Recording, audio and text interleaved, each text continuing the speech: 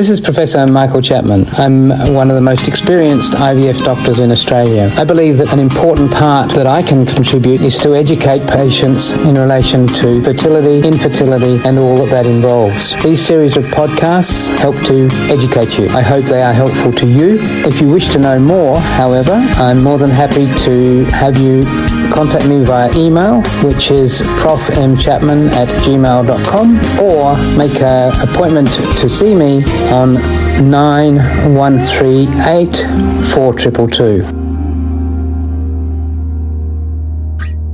Fertility rates and the environment, like drop in fertility rates and environment, do you see a connection between the two?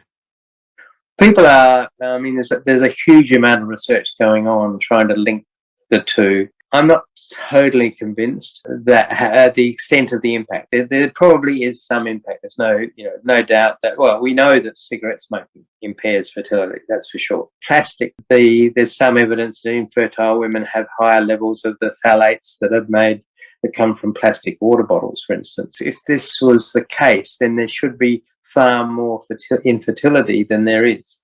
I mean, there is infertility, there's no question of that. But the 1 in 6 that is quoted, 1 in 6 couples in their reproductive life suffering from infertility. I learnt that at medical school 40 years ago. It hasn't changed. What has changed is we're talking about it more. And the biggest impact, in fact, on fertility or the need for IVF is probably putting off having a baby.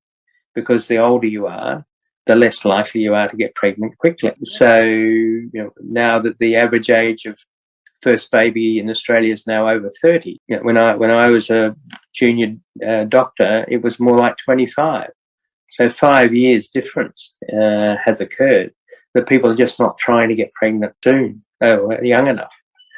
And then that has a flow-on effect that people then go and seek fertility treatment, and then they get an IVF. I mean, in 2020, the number of IVF cycles increased again by about 10% during COVID. And now 1 in 18 babies in Australia, 1 in 18 babies is born through IVF. We wouldn't need to do all that if women and their partners, and the partners are as much to blame as the women, put off having babies. And don't forget that you can access all the previous episodes by going to our website www.theivfjourney.com and select IVF Journey podcast from the navigation menu.